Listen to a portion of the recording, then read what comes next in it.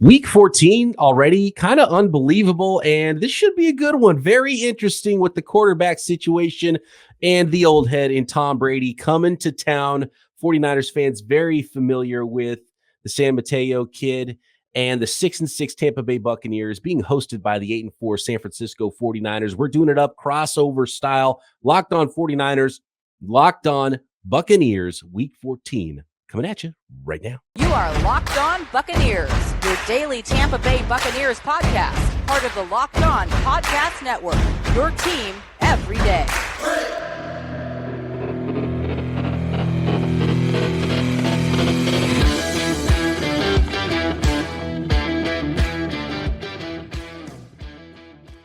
Welcome to another Locked On Podcast Network crossover episode for Week 14. Locked On 49ers, Locked On Buccaneers. Brian Peacock and Eric Crocker here from Locked On 49ers. We've got David Harrison from Locked On Bucs doing it up, and I'm excited about this one, guys. I do want to thank everybody for making the Locked On Podcast Network your first listen, your team every day. Today's episode of the Locked On 49ers and Locked On Buccaneers is brought to you by our friends at Prize Picks.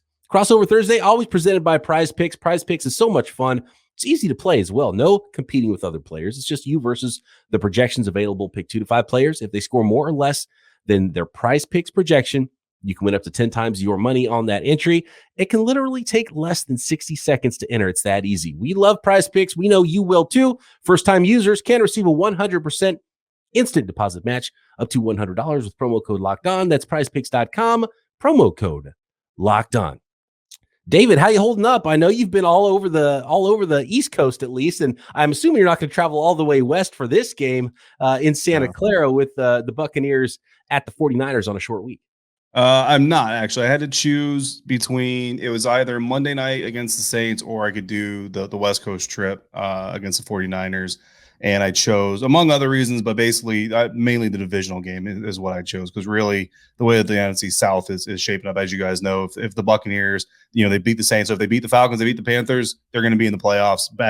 Call it whatever you want, backing in, falling in, tripping into the playoffs, they're going to be there regardless if they win those 3 games. So hey, back to 500 though for those 6-6 Buccaneers. So at least you got one team in the division at 500, trying to get over 500 now. What's the biggest storyline with those Buccaneers and comeback Tom Brady?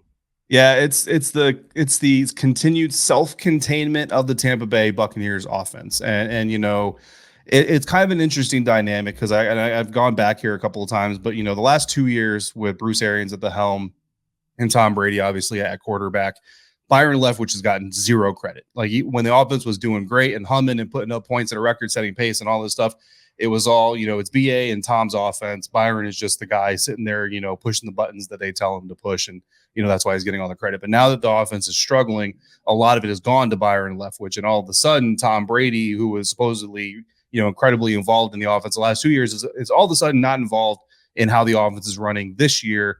It's all on Byron. And I find that a little bit interesting.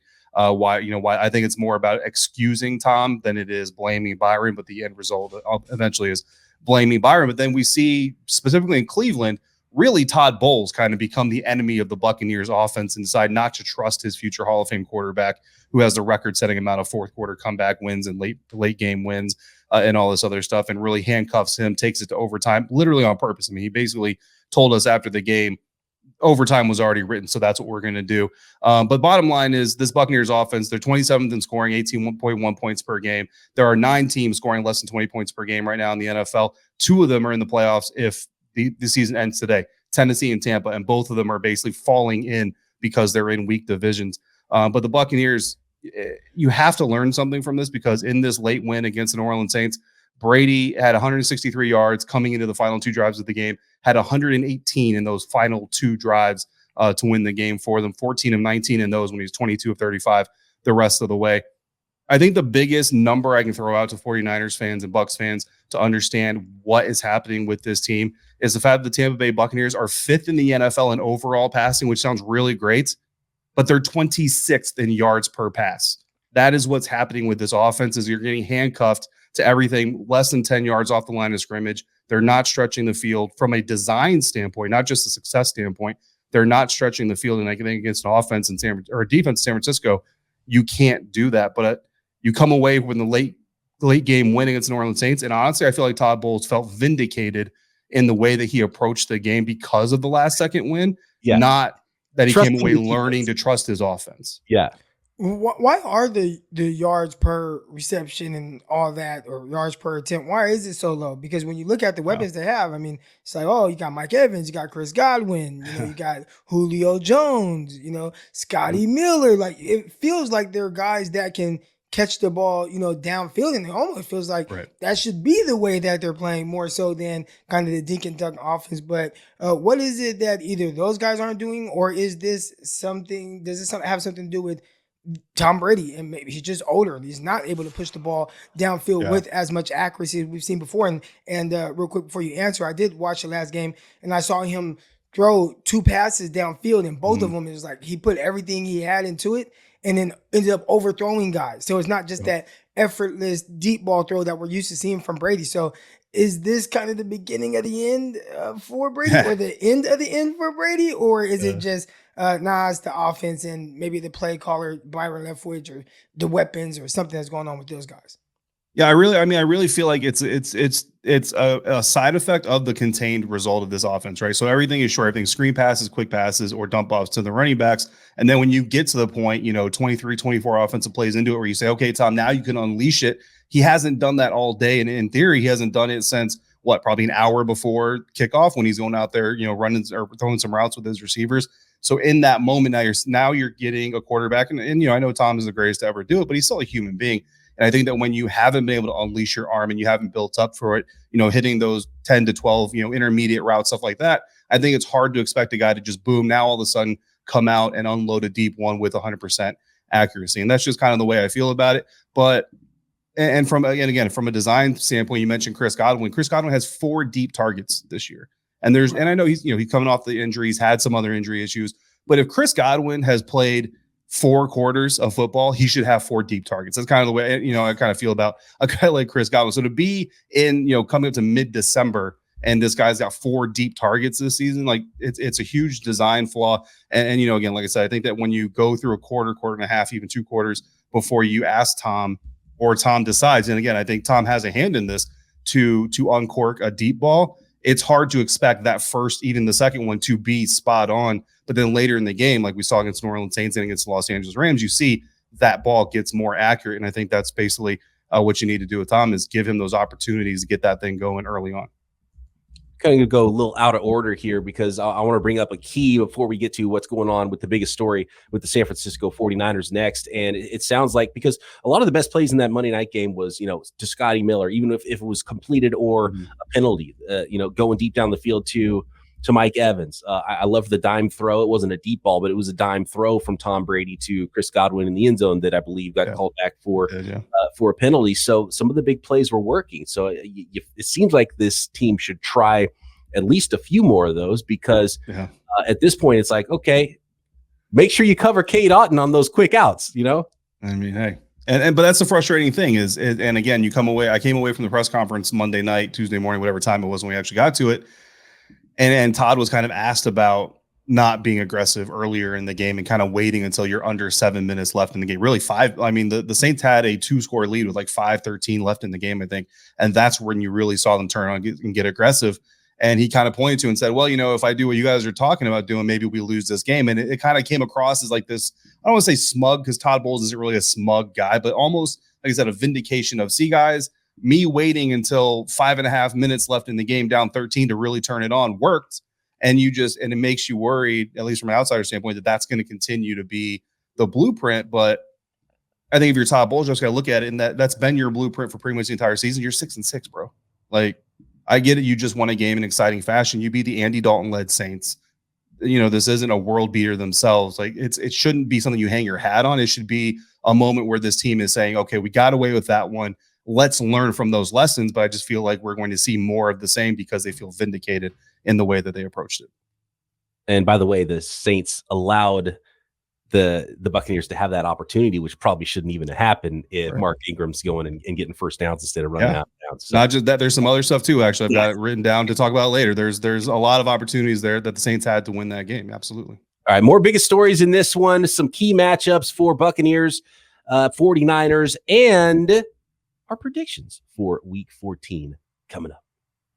Today's episode brought to you by Audible. Audible is releasing a slate of new football podcasts that we're sure you're going to love. That's why you'll be able to find a sneak peek of Block Forever available right here on the Locked On Podcast Network. Check it out on the Locked On NFL channel right now. Block Forever is a brand new podcast from former NFL All-Pro offensive lineman Ryan Khalil and Audible. Khalil takes the conversation about football to the next level, talking about everything from an insider's perspective on the field and especially off the field with some of the greatest players and personalities of all time. Khalil sits down with star players, coaches, former pros across the league to get real about what happens on the field and behind the scenes, like in the locker room, during team meetings, some juicy tidbits, no doubt from there. Back at the hotel, things get down at the hotel and, maybe some other venues potentially around the league. Croc likes to tell some stories about a player handing him a stack at a certain establishment.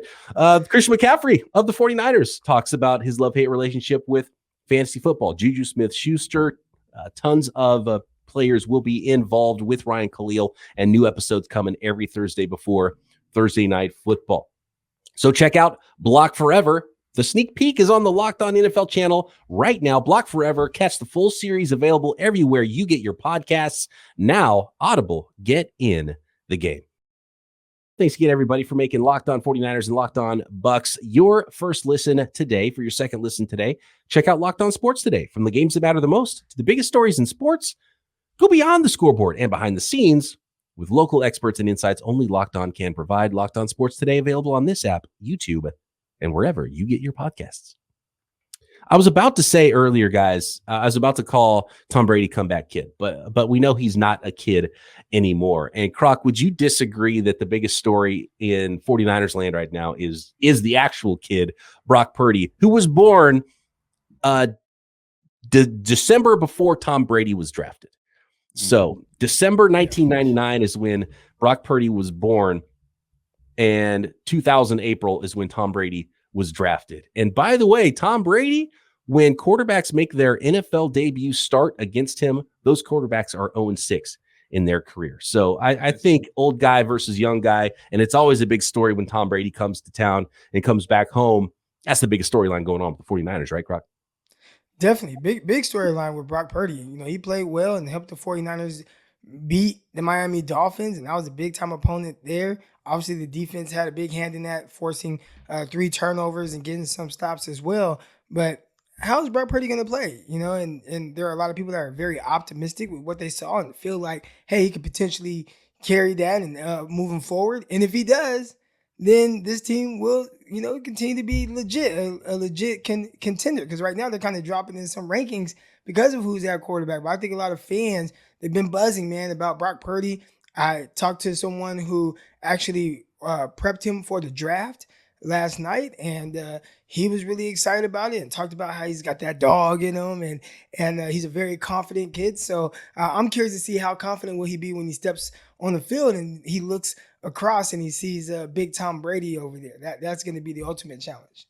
Yeah, when you're Brock Purdy, do you look across and you see Tom Brady and you're like, oh my God, Tom Brady, the GOAT, the greatest of all time, Tom Brady, this daunting thing that I have to go play against in my first start? Or does he look across and say, hey, 6th round pick became the greatest ever. How about I become the greatest ever next as a 7th round pick? I wonder what the mindset's going to be for young Brock Purdy in a big game like this. And you know what? To be honest with you, I think Brock Purdy, and I'm sure you have questions, David, about this. I think Brock Purdy has been pretty up to the task from what we've seen in very small samples. We'll see what it looks like with multiple games, the defensive coordinators having an opportunity to break down his tape and try to go at him in a certain way, but hasn't had a problem with the rush in his face, getting the ball out quick. The moment doesn't seem too big for him. He's, played a lot of college football, and in preparation, he's been very prepared for the moment, even though he didn't know he was going to get that opportunity last week. So all those things really point to, a good opportunity for him. And I think a lot of 49ers fans got excited about what they saw last week against the Dolphins, but this could go in a lot of directions for the 49ers. So it's absolutely the biggest story. We're on the verge of Brock Purdy mania if he does well, or on the verge of, oh bleep, what the hell do we do now at quarterback for the 49ers who are trying to go to a Super Bowl? Well, if he doesn't do well, it'll probably be because of the Tampa Bay Buccaneers defense. So, David, I want to ask you, what's going on that side of the ball? Because right now, we talked about the offense kind of sputtering a little bit. I actually counted it earlier, and I think they're like 27th in scoring offense. But the defense, they're actually keeping this team in the game. And you saw how they were able to stifle the Saints' offense down late in that game for the offense to have the ability to come back. So, what do you think about that defense of the Tampa Bay Buccaneers matched up against the 49ers offense, who even without, a legit starting quarterback that they've had back there, you still got guys like Deebo Samuel, Brandon Ayuk, Christian McCaffrey, George Kittle, Kyle Juszczyk, all these weapons. So how do the Tampa Bay Buccaneers defense match up against the 49ers offense? Yeah, I think that's one of my key matchups in this game is really the Buccaneers secondary. I mean, obviously what Todd Bowles is going to try to do against Purdy and try to confuse him and try to kind of trick the young quarterback into some mistakes. But as much as that is a matchup, I think Kyle Shanahan and what the Niners offense can do versus this Buccaneers secondary. And that's kind of the question I have about the 49ers with Brock Purdy is, does this handcuff Kyle Shanahan? And again, I've seen Kyle because he, obviously used to be a coach with the Atlanta Falcons, but you guys obviously know Kyle Shanahan a lot better than I'm going to. So I'm curious if this kind of dulls a little bit of Kyle's creativity, or if he's just going to let it loose anyway and just basically trust his quarterback to do the right things in the right moments. Because if you look at the Buccaneers defense from Monday night, missing Antoine Winfield Jr., missing Mike Edwards, both of those guys missed practice again on Wednesday. So who knows if they're going to actually play this weekend in San Francisco. Sean Murphy-Bunting limited in practice, so he looks like he's trending upwards. But there were moments, guys, on Monday night that this Buccaneers secondary looked completely out of whack. And honestly, even go down to the linebacker level and pass defense, they gave up explosive passes to Andy Dalton of 20, 21, 26, 30, and 40. Like that's a lot of explosive passes to give up to any quarterback, let alone Andy Dalton. But then you add on, and this is what we were kind of mentioning before, Brian, they had dropped explosive passes by Chris Olave and by Taysom Hill. Taysom Hill, that pass maybe ends the game there if he catches that, because that's 3rd and 17. You're getting 20, 21 yards. That's a first down towards the waning moments of the game. The Saints might come away with that win. But even when you go back to Chris Olave, it's a second quarter drop, but they're up 7-3 at that point in time, the New Orleans Saints, and that catch puts them in the red zone. If you go back to that moment, he drops that ball, and what ends up happening is the Saints come out, they try to do the whole, draw them off sides. They take the false start or the delay game penalty, and they punt. So you go from 3 points to no points minimum, if not a touchdown, if Chris Olave doesn't have that drop. So some blown opportunities, taking advantage of a secondary that was banged up and quite honestly not facing the most complicated offense in the New Orleans Saints offense with Andy Dalton. There's not a whole lot of trickeration going on there, guys. So I wonder if you're Kyle Shanahan, even with Brock Purdy, I still look at it if I'm Kyle and I say, you know what? Let's do some creative things. Let's mix things up a little bit. See if we can't get some lucky shots where we get guys like Deebo, Christian McCaffrey just running free because they blow assignments. And it's interesting because both teams have an opportunity to look at what the other team did against a common opponent in the New Orleans Saints very recently too. And judging by that game, there's not going to be a lot of points scored. Just judging by what the 49ers do on defense, seeing how many points the Buccaneers have been putting up this year, a rookie quarterback for the 49ers playing, and it's a good question by you of what Kyle Shanahan's going to be able to do with his rookie quarterback. I have a feeling he's going to open up more than we expect, because it didn't look any different than the Jimmy Garoppolo game plan. And he allowed Brock Purdy to throw the ball 37 times last week.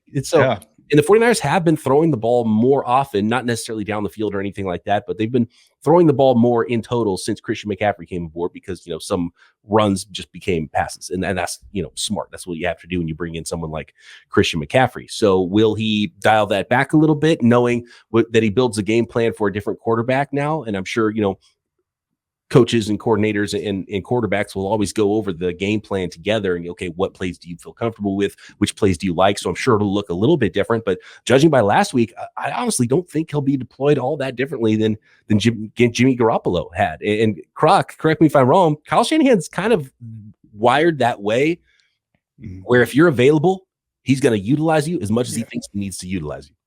That's the perception. Running backs going to the game, just extremely banged up, broken ribs, bad knee, twisted finger, and Kyle say, I got 5 running backs active, but you are carrying the ball 27 times. You're the starter, so here you go. The doctor's cleared you, so here's the ball. Have fun. Yeah, it's kind of the way. And Kyle Shanahan's obviously a competitive guy. All these guys are freakishly competitive, but he's going to do what he thinks he needs to do to win the game. And so maybe he'll dial that back if it's not working out great. But he also knows that this is a game where it might be a race to 20 points or something like that. If you can get in the end zone a couple times, you'll feel pretty good about your point total in this game that I think is going to be low. That said, we've got to make some predictions here. I do have one more little key I want to get to before we make those predictions for Week 14, 49ers, Buccaneers next. And of course, you can lay your cash on the line on this game if you would like.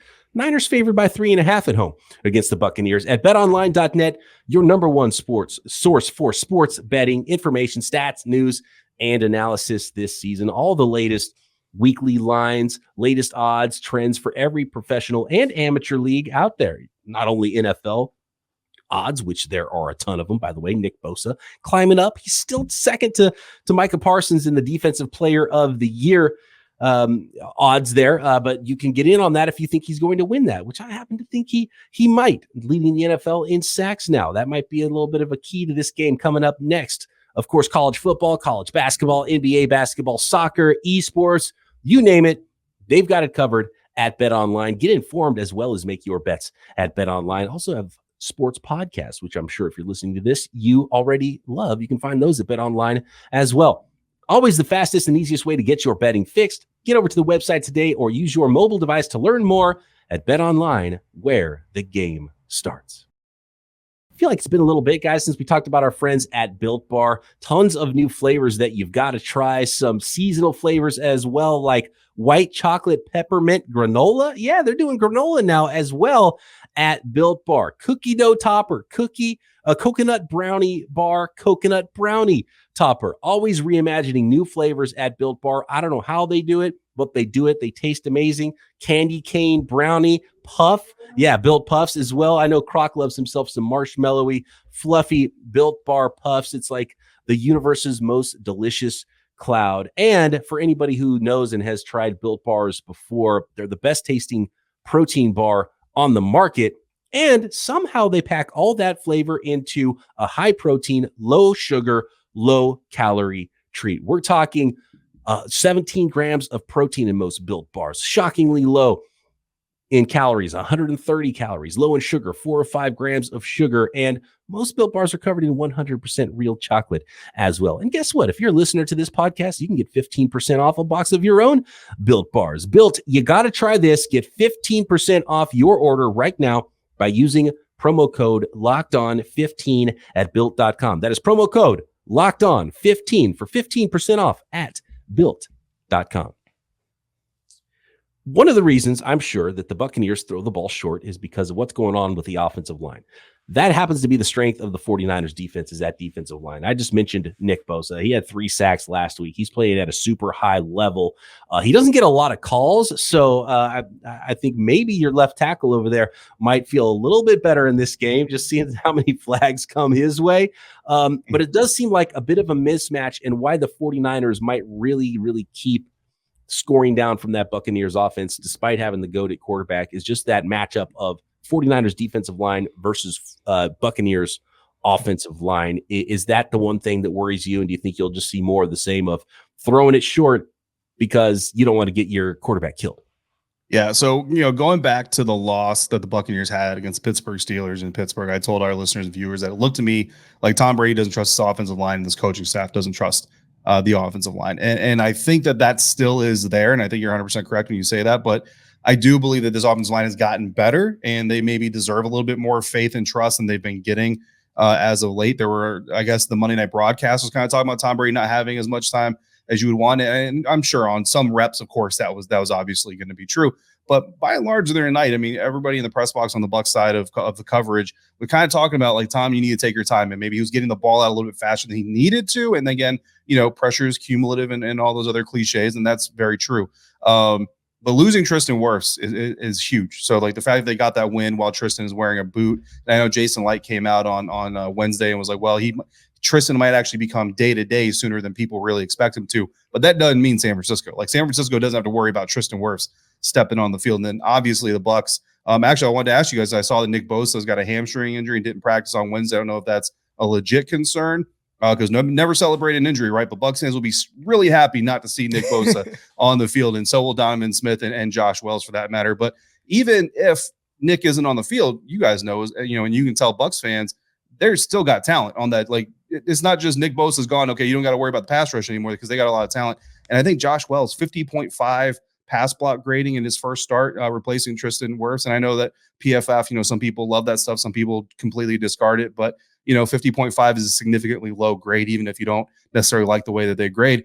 And 3 total pressures given up against Cam Jordan, who played a little bit more in coverage than I think a lot of people are used to seeing Cam do. So I think if Cam is rushing as much as maybe everybody expected, that number goes up a little bit. But I think that, Nick Bosa by himself, but then also the fact that this already banged up offensive line is now playing with Josh Wells as their starting right tackle versus a sixth man on the field is definitely concerning. Yeah, I don't like that matchup for the Buccaneers at all. And to answer your question, Nick Bosa, the vibe I get with 3 really key players for the 49ers, Nick Bosa and Deebo Samuel and Christian McCaffrey. They're all dealing with some minor stuff, and I think they're just being smart and holding those guys out early in the week. We'll get a better picture later on in the week, and hopefully have more tomorrow on our final podcast of the week to really have a better idea if they have a bigger role in practice on Thursday. But as of now, I would expect all 3 to be able to play. But there is, there's that little thing there. It's like, you could have a setback. You never really know. Especially hamstrings. I mean, you never know. Teams are always secretive. It could happen pre-game warmups, right? We're all saying, obviously he's going to be out this week. So definitely something to monitor for the 49ers that there's some guys dealing with some soft tissue stuff and a little knee irritation is what they're calling it for Christian McCaffrey, which that's not a real thing. So I wonder what really is going on there with Christian McCaffrey, but it sounds like those guys are going to try to play through it for their rookie quarterback. I'm going to save my prediction for tomorrow's show, but Croc, do you want to give your prediction on this one? Do you have a fully formed prediction about what this is going to look like with the 49ers and Bucs Sunday? This is tough because Tom Brady's record against guys in their first start. Now, I think probably most of those, 90% of those, if not all of them, were when he was with New England. I don't know, has he been in that situation with Tampa Bay? So is that a little bit of Bill Belichick mystique and what he's done to young quarterbacks, and not just guys in their first start? I mean, it's guys in their first year. He has destroyed those guys. So that has a lot to do with it. Can Tampa Bay have the same effect on Brock Purdy? I think right now, at least what we've seen is 49ers can figure out how to have a competent offense around him. You have a run game. He can lean on Christian McCaffrey. So it's like, hey, you don't have to be the guy at any point in this game. And you hope that the Tampa Bay offense continues to look like what it's looked like, which is kind of protrude. It hasn't been very good. So I still say this game will be closer because I think, the rookie will somewhat come down to earth and have some moments where you'll say those are rookie moments. But I still pick the 49ers to win by 4 points, 21-17. That's a good score prediction. Yeah. How do you see it going, Dave? Mine is very similar, actually. Over under, by the way, is 37. Sorry to interrupt for this one. Yeah, absolutely. Yeah, my score prediction is actually very, very similar. I didn't know that Brady versus rookies getting their or first start quarterbacks stat. That's a very interesting stat. But I do know that Tom's undefeated in San Francisco. I mean, it's only one time, right? He was on the IR the other time that he had a chance to travel to San Francisco. So I get it's a very small sample size. But at that game, were you? Nice. Yeah, very nice. I feel like Tom, everybody knows Tom was a Montana fan. He was a Niners fan. Like he grew up wanting to play in, it wasn't that stadium, but in San Francisco, right? Like he wanted to play. And I don't think that's really a secret. I don't think anybody should be butthurt about that. But so I feel like even with all the struggles that we've seen, even with some of the self-containing issues, I feel like this is a game where you kind of see a little bit of classic Tom Brady. I think last time he was in San Francisco was 280 or so yards and a lot of touchdowns. I remember that. I think everything conventionally says you should lean San Francisco, honestly. And again, with Wednesday injury reports, I'm with you guys. I'm not assuming anybody's missing time based off of Wednesday. So if Nick's there, Debo's there, Christian's there, especially Christian or Kittle against Devin White, which I think Kyle Shanahan is going to try to exploit as much as he can. All the conventional wisdom in the world says you got to take San Francisco. But my gut, guys, says Tampa Bay 24-17. And Niners listeners and viewers, listen, you're probably going, okay, Homer, got it. But look, Tweet the Bucs fans. They'll tell you. I will tell you if I think the Bucs are going to lose this game. And I will freely admit right here that all the conventional NFL wisdom, football wisdom in the world says you should pick the Niners. I acknowledge that. But guys, I mean, my gut says 24-17 Tampa. And there's not a whole lot of X's and O's reasons I can give you for it, but that's just what I think is going to happen. Tom Brady's mystique is real and it's earned and it's there for magic. a reason and coming back home. And you should never be shocked if he's able to pull out a win like this. And aside from a rookie quarterback, everything does point the way of the San Francisco 49ers. But how does that rookie quarterback perform is going to go a long way in deciding who wins this football game. And that's why it should be so much fun.